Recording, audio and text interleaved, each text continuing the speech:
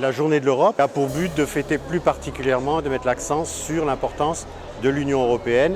Et on fait ça chaque année depuis, je dirais, des dizaines d'années. C'est une journée évidemment ouverte à tout public.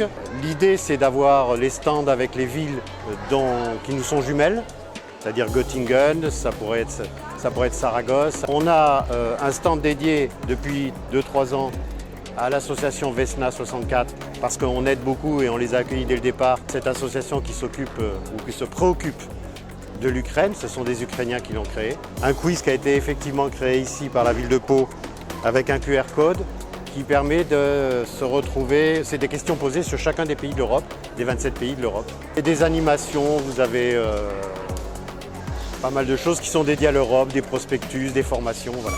On a un concours de dessin d'enfants, que les gens soient venus ou non à cette occasion, ils voient qu'il se passe quelque chose et que l'Europe est vraiment une réalité, une identité pour la ville de Pau. Pau est une ville qui est effectivement très ouverte, notamment sur l'Europe.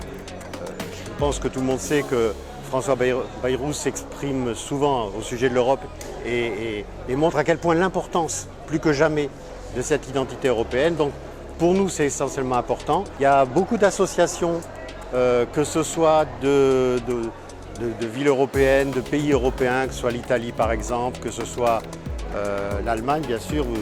Vous avez l'Institut Heinrich Mann qui est très implanté ici, mais également vers le Japon, vers Saragosse bien entendu. Et puis ces associations effectivement organisent des événements, il y a une association malienne, etc., des événements.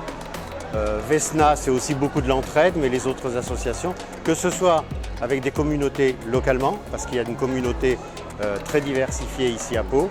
Et alors Pau et son agglomération. Ce qui nous tient à cœur, et à moi en particulier, mais au président de l'agglomération paloise et maire de Pau, François Bayrou, c'est inciter la population à aller voter le 8 juin, compte tenu de l'importance, et c'est ce qu'on essaye de faire passer comme message. Je dirais même que c'est le message essentiel en ce moment. L'importance de l'Europe. Il n'y a qu'à voir à travers le Covid, avec le conflit en Ukraine. S'il n'y avait pas l'Europe, je ne sais pas où on serait à l'heure actuelle. L'idée, c'est de faire venir effectivement les gens aux urnes.